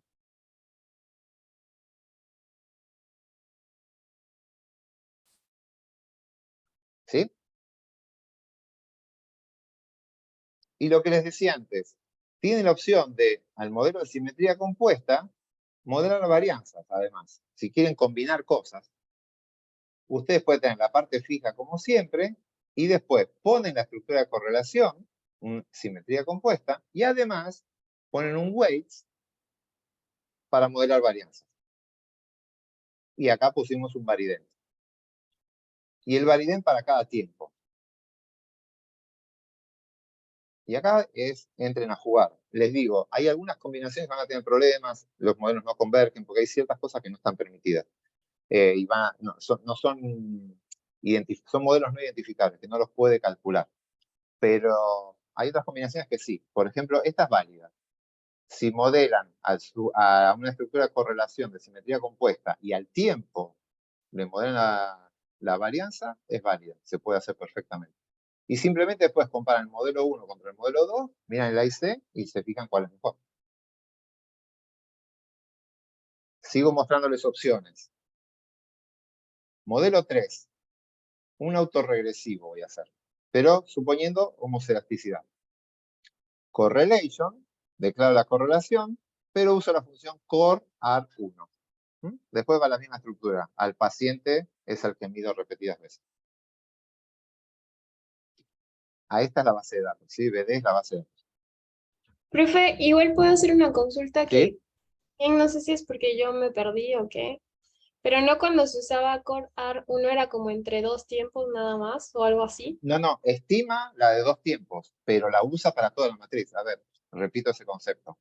O La sea, por matriz, ejemplo, si tienes 8 tiempos, estima entre 1 y 2, 2 y 3, 3 y exacto, 4. es el mismo Ok. número. Tiempo 1, 2 y 3. Voy a poner 3 tiempos nada más. Acá 1, 2 y 3. Esto es 1, 1. La 1, 2 estima una correlación entre la 2, 3, estima una misma correlación. Es la misma, pero entre la 1 y la 3 pone el mismo número, pero lo eleva al cuadrado. O sea, estima solamente la de tiempos sucesivos. Estima ese número. Pero las otras las aproxima poniendo el mismo número elevado al cuadrado o al cubo y demás. Pero completa toda la matriz. Ustedes pueden trabajar con autorregresivos con 8 niveles. El modelo estima uno solo, que es el de los que están separados por un solo tiempo, pero después completa toda la matriz. Así que Ok, sirve para acá. queda más claro. Después, el modelo 4 es un autorregresivo, cor_ar1, pero tiene un weights, un varidén para los tiempos. Modeló las varianzas. Y el modelo 5 es el más caro de todos, que es una matriz desestructurada. Le pongo la parte fija y en correlation pongo core_sim, también para pacientes. Este va a estimar millones de parámetros. ¿Estamos? Vamos a la salida de esto. Gerardo, te hago Sí. una aclaración para que lo aclares vos más que. ¿Podés volver para atrás? Eso. Acá, como bien les dijo Gerard, ustedes van a probar un montón de combinaciones modelando varianza, modelando distintas estructuras de correlación, y van a elegir por ahí C. No obstante, puede pasar, y acá hay un llamado, si se quiere, a la parsimonia filosófica, de que entre un modelo que modelan varianza y meten una simetría compuesta o un autorregresivo, pese a que eligen por ahí C y está contemplada la cantidad de parámetros, la diferencia entre ambos modelos es ínfima, menos del número mágico de 2 unidades de AIC. Ahí, y esto lo abro para que Gerardo dé su experiencia y lo traiga, quizás convenga a la hora de vender su modelo, quedarse con alguno más simple a la hora de explicar todo lo que tuvieron que hacer, que estuvieron evaluando una estructura de simetría compuesta y modelaron varianza, sacrificando que están eligiendo un modelo que tiene una IC un poquito mayor que otro. Pero bueno, es para Sí. que Gerardo opine que esto Sí, sabe. ahora les muestro la salida porque justamente vamos a discutir eso. Esta es la salida de simetría compuesta, pero hay un lugar donde están todos los modelos, me parece. Perdón, voy a pasar acá. Me adelanté un poquito, pero si ustedes escriben la función ANOVA, pero meten varios modelos, lo que les va a tirar son todos los modelos, los grados de libertad que usó, o sea, la cantidad de parámetros que estimó, y el A y C y el B y C de cada uno. Entonces, fíjense, recuerden, el modelo 1 era el más simple. El modelo 1 era el que era simetría compuesta. Gastó 27 parámetros, tuvo que estimar. Acuérdense que acá son 8 medidas repetidas, está en interacción entre el tiempo, está entre el tiempo y la droga, hay un montón de parámetros para estimar, y una varianza, y una covarianza, estimo acá. Este es el de simetría compuesta, asumiendo homocedasticidad, el M1. El M2 es el de simetría compuesta, pero asumiendo heterocedasticidad entre tiempos. Y fíjense que de 27 se fue a 34. Tuvo que agregar 7 parámetros más. ¿Por qué agregó 7 parámetros? ¿Quién me dice? ¿Alguien se da cuenta por qué subió de 27 a 34? Esto es de las clases previas, no es de ahora. Estás modelando la varianza. Y son 8 tiempos. ¿Se acuerdan? Son 8 tiempos los que tienen que estimar. Por lo tanto, tiene que estimar 7 parámetros nuevos. Ahorra 1. Entonces, el modelado de varianzas tiene un costo con Variden en tiempos, entre tiempos, de 7 parámetros más. Así que los grados de libertad pasaron de 27 a 34. El A y C, perdón, veamos acá, la verosimilitud que está acá, la verosimilitud pasó de 173 a 170. Esto es negativo. Mejoró la verosimilitud, pero como son tantos parámetros los que puse, el A y C empeoró. Ven que va de 401, subió a 409. ¿Eso qué me dice? Que modelar varianzas entre tiempos no tiene sentido. Hay que mirar los residuos, ¿no? Si los residuos son todos buenos, estás gastando muchos parámetros y no estás mejorando mucho el modelo. Entonces, no tiene sentido modelar las varianzas si estamos en simetría compuesta. Después, vamos al M3. El M3 era autorregresivo sin modelar varianzas. Y fíjense, bajó a 27 parámetros. 27 parámetros tuvo que estimar. Igual que el simetría compuesta. ¿Por qué? Porque el autorregresivo sigue estimando una sola correlación. Estima una única correlación. Las otras las modifica elevándolo al cuadrado, al cubo y demás. Pero no gasta más parámetros. Así que es un modelo muy barato, tan barato como el simetría compuesta. Pero mirando la IC, ¿cuál es más creíble? El 3. El 3 es mucho más creíble. De 401 bajé a 329. Más de 70 puntos bajó el AIC. ¿Lo ven? El modelo 1 no era muy verosímil suponiendo varianzas homogéneas. Y esto es lo que les digo. Con 8 tiempos, asumir que las covarianzas se van a mantener constantes a lo largo de todos los 8 tiempos, que las correlaciones son constantes, es muy poco creíble. Entonces, el M3 parece ser mucho más confiable, más verosímil, es más verosímil que este, y tiene los mismos grados de libertad, así que es todo ganancia. ¿Estamos? ¿Cómo sigo el razonamiento? Veamos el 4. ¿El 4 qué era? Igual que el 3, pero modelaba varianzas. ¿Qué me dicen si está en un autorregresivo? ¿Conviene modelar varianzas? Con el simetría compuesta me decía que no, pero ya sabemos que simetría compuesta no era bueno. Sí, acá sí. Baja la IC. Bien, acá baja la IC. Estamos de 329 a 324, bajó 5 puntos. Y lo que le decíamos recién, hay ciertas reglas para ciertas personas que les gustan los números mágicos, que si dos modelos difieren 5 de IC, la diferencia es notable. Con 2 de diferencia hay otros que ya la consideran buena. Si la diferencia de IC es menor que 2, los consideran como modelos equivalentes, como que la diferencia esa no es relevante, entonces son 2 modelos equivalentes. Pero acá la diferencia son 5 puntos. Entonces, valdría la pena modelar varianzas. Eso tiene que estar acompañado con el gráfico de residuos versus predicho para sustentar esto. Pero es claramente esperable que el 4 es mejor que el 3. Pero, aparece el modelo 5. El modelo 5 es el desestructurado. Estimó una covarianza para cada combinación. La 1-2, la 1-3, así. Se gastó 54, estimó 54 parámetros. Una bestialidad. Estimó 54 parámetros con 10 pacientes por tratamiento. Son 30 pacientes. Un poco mucho. Pero, miren la IC. ¿Qué dicen por la IC? Que el ajuste es muy bueno. Es Por mucho ahí mejor. sería O sea, es mucho más verosímil el modelo desestructurado más que el autorregresivo. Más que el autorregresivo. Y penalizándolo por la cantidad de parámetros, incluso penalizándolo.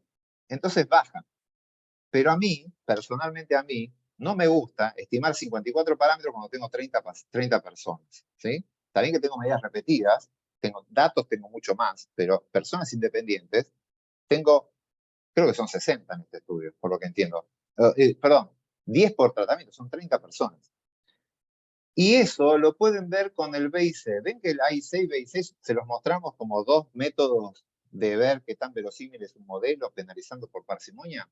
Vean por BIC. Por BIC, ¿qué modelo eligen? Modelo 3. El 3. El 3. Y acá viene el problemita. Pará, ¿qué hago? AIC me dice elegir el modelo 5. BIC me dice elegir modelo 3. Y ahí hay una discrepancia entre AIC y BIC. Si van a los foros, van a encontrar AICistas y BICistas. En general, la conclusión es BIC penaliza mucho, mucho más la falta de parsimonia. BIC le gusta la parsimonia. Y penaliza mucho si tienen pocos datos. Un segundito para cerrar.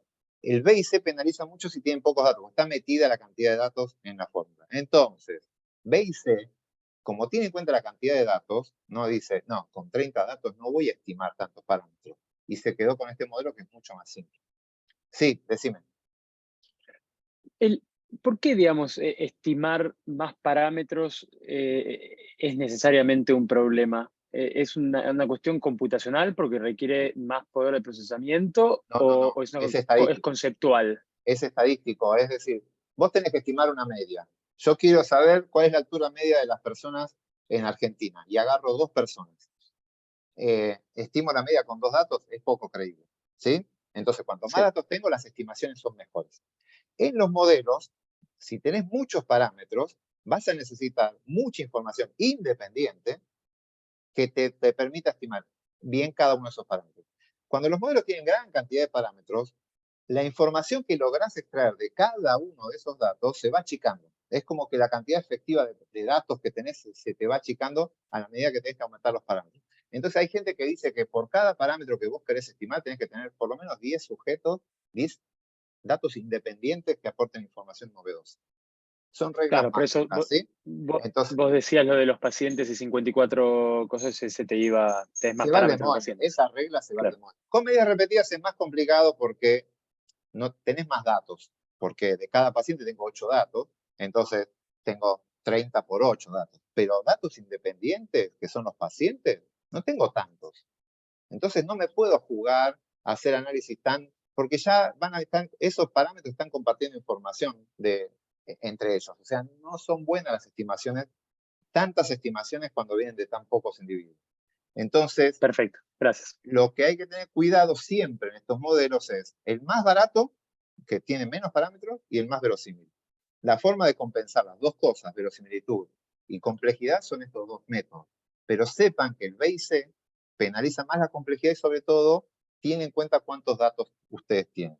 Entonces, si tienen muchísimos datos, hagan desestructuradas, no hay problema. De hecho, acá, estas son las diapos de Adri de Biome2, ella eligió el desestructurado, porque es el modelo que por ahí se lo vio. Yo si veo esto, ni loco agarro el desestructurado. Perdón, Adri, no sé si está acá, pero creo que no está, así que puedo hablar tranquilo. Pero queda grabado. Yo nunca elegiría el desestructurado. De hecho, rara vez cuando trabajo medidas repetidas elijo el desestructurado. Trato de buscar alguno de los anteriores que tenga buenos residuos. Eso sí, si me dan horribles los residuos, no. Pero yo acá elegiría por B y C, o a lo sumo estaría entre estos dos, pero descartaría el desestructurado. 54 parámetros con 60 personas me parece una exageración. Pero eso entra al terreno de la discusión. Ustedes tranquilamente, si confían en el desestructurado, porque ven que las cosas son así, tienen el AIC que se los demuestre, tienen buenos residuos, por AIC eligen ese, está todo bien. Mi recomendación es esa, vean el B y C en este caso. Pero bueno, eso entra al terreno de la discusión. ¿Sí? ¿Quedó claro? Perdón, y para cerrar. Acá Profe, está, igual, sí, acá no hay otra cosa que te haga ver si se cumplieron los puestos y demás. sí, tendríamos que hacer el de gráfico pronto, sí, escucho. No, iba a decir que porque a veces, ya sé que es un bajón que tengas un modelo que te calcule muchos parámetros, pero a veces es el único que te cumple todos los supuestos, o sea, Perfecto, ese es el razonamiento. Si yo esto lo estoy diciendo a igualdad de gráficos de residuos versus predichos y QQplot, ¿sí? Yo estoy asumiendo que para cada uno de estos modelos ustedes calcularon el QQplot, el gráfico de residuos versus predichos, y en todos está bonito. Sí, primero tienen que filtrar por los residuos. La discusión sería esa. Acá estamos enfocando la discusión en la parte de AIC y BIC, pero es como dijo Emily, creo que lo dijo, ¿no? Primero, tiene que ver que el modelo genere buenos residuos. Dado que hizo buenos residuos, los ordeno por AIC. Y ahí sí puedo hacer esta discusión. Buenos residuos con AIC, elijo por AIC, elijo por BIC, complejidad, no complejidad. Bien, para cerrar, les muestro el modelo del summary del modelo 5. El modelo 5 es un GLS. Acá está la parte fija, acá está la IC, BIC, el logaritmo de la verosimilitud, y les dice, la estructura de correlación, cuando aparece general, esto es que es la simetría, la desestructurada. Y acá está la función get, var, cov, del modelo 5, para que les muestre cuál es la matriz de varianzas y covarianzas que estimó. Y el modelo 5, fíjense que estimó valores distintos en todos lados, son todos números distintos. A la 1 y 2 le puso 23, 0,23. A la 1 y 3, un número parecido. Acá bajó. En general tiende a bajar. Pero no debe bajar de la misma forma. Si hubiésemos hecho esto con un autorregresivo, la secuencia hubiese sido otra. La matriz hubiese sido distinta. Perdón que está pasando ambulancia. ¿Se entiende? O sea, esto generó valores diferentes para toda esta matriz, porque es el de simetría compuesta. Desestructurado. Bien, ¿qué más? Acá venía el modelo condicional para charlar. Quiero mostrarles, bueno, acá están Tengo una pregunta Sí. antes de que sigamos avanzando. En el caso de estos modelos anteriores que hicimos, Sí. los que hay modelado de varianza, si se hubiese usado otra función para modelar la varianza, eso también te podría mejorar. O sea, si usas varEx o varPower, te podría mejorar también los parámetros, ¿no? Son más baratas esas distribuciones, entonces si el proceso es con los predichos, andaría bien. Ahora, si el proceso está dado por el tiempo y no se correlaciona tanto con los predichos, te daría de otra forma. Por eso tienen que ir explorándolo. O sea, el laburo se incrementó bastante. O sea, la cantidad de modelos que pueden hacer acá va creciendo y mucho.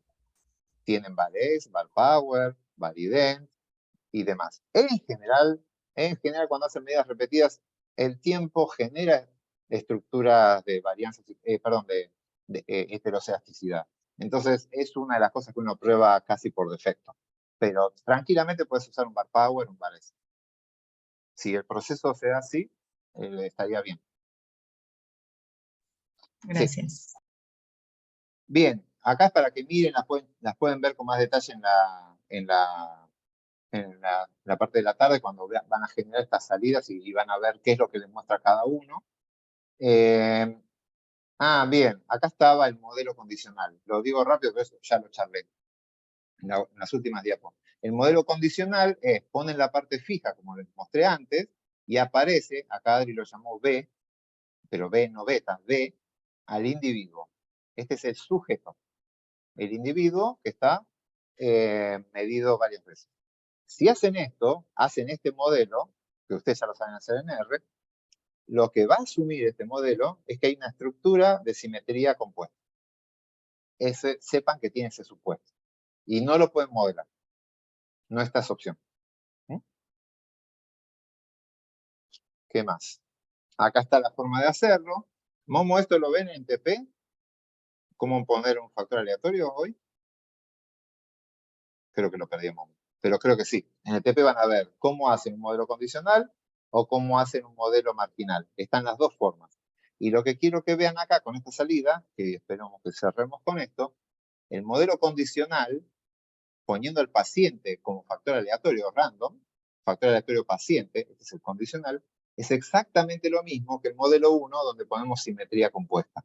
El modelo 7, cuando piden el summary del modelo 7, es exactamente lo mismo que el modelo 1 donde hicieron la estructura de simetría compuesta. Y eso es lo que yo les decía antes. A igualdad, si usan simetría compuesta, un modelo marginal y uno condicional es exactamente lo mismo si la distribución es normal, si la variable tiene una distribución normal. Eso no va a ser así cuando la distribución no sea normal.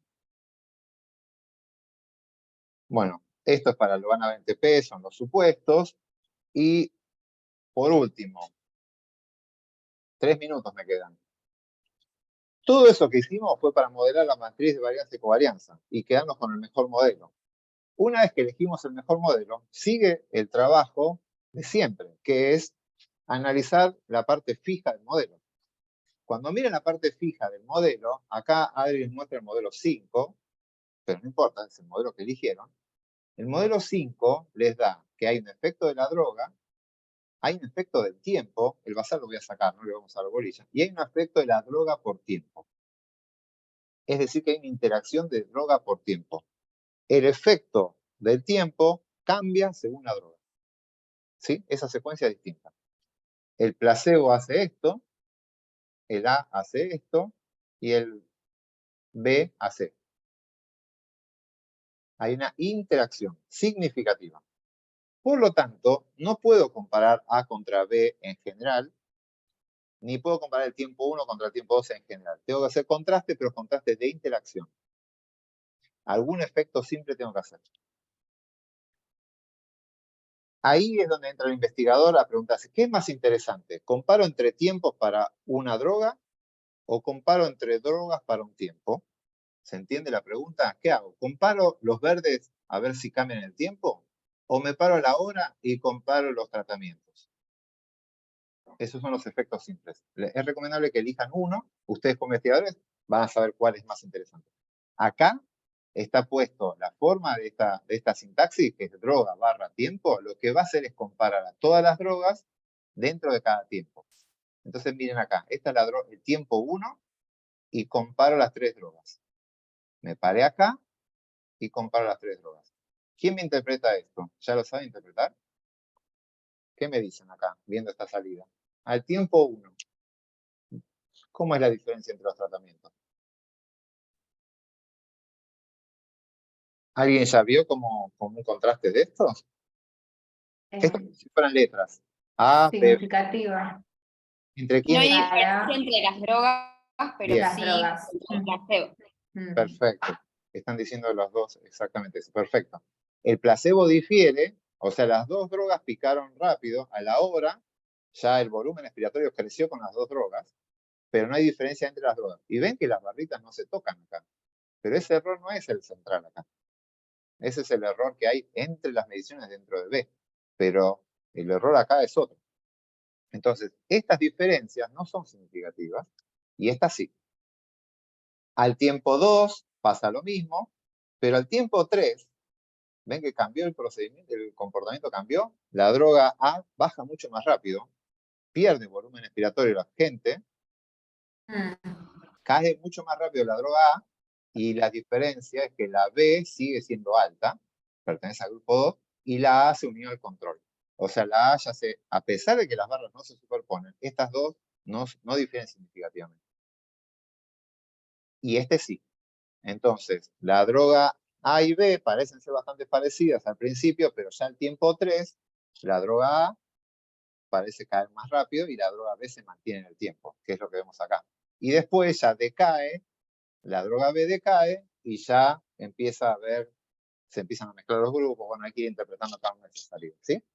Pero ustedes ya pueden ir viendo, este análisis, esta diapo que está acá, es igual que una ANOVA de dos factores clásicos, ¿sí? Con una interacción. Pero ustedes ya modelaron antes la estructura de correlación y la de varianzas, si son homoceásticas o no. Profe, ese gráfico que está en la esquina derecha es de los valores predichos. Este creo que es el que genera el de arriba, es la media más de bioestándar a partir del modelo. Sí, predicho por el modelo. Sí, es predicho. Sí, predicho. Profe, igual acá tengo una duda. O sea, siempre conviene presentar los valores predichos, porque en un TP como que habíamos discutido que hay gente que igual no le gusta, que porque te piden los Bien, datos buena tipo pregunta.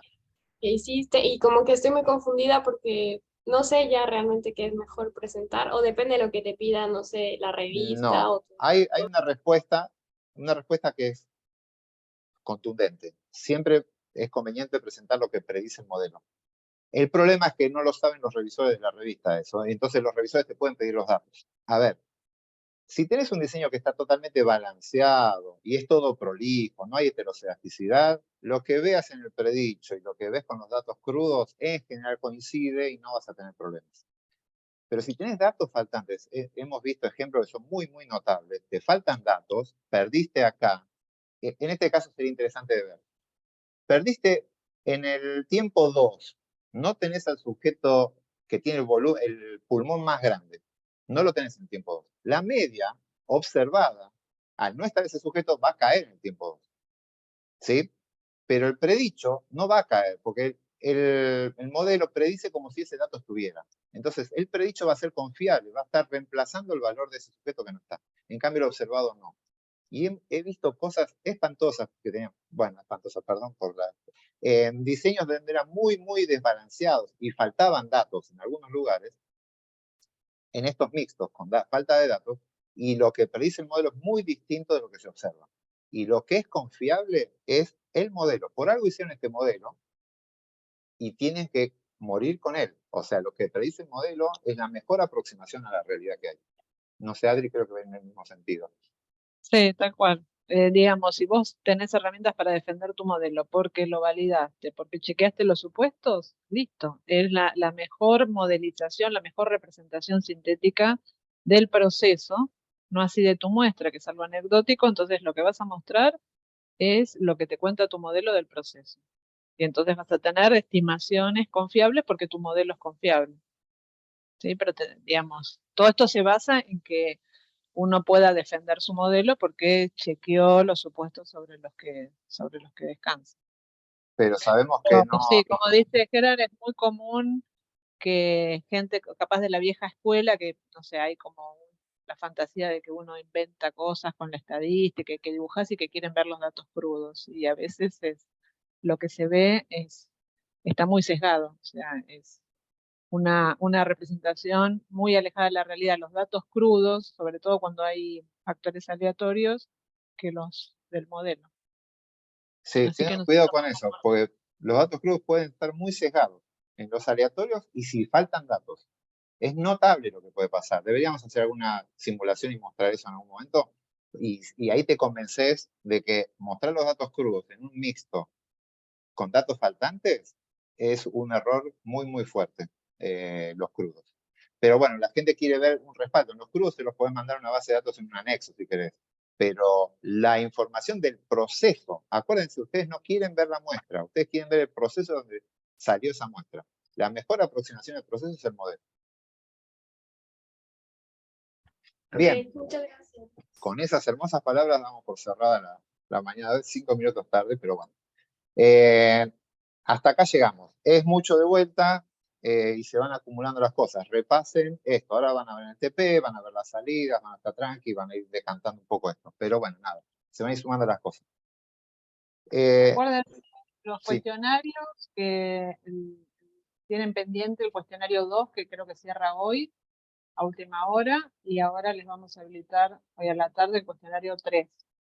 ¿Sí? Así que métanse con eso. Voy a También parar la grabación un segundito.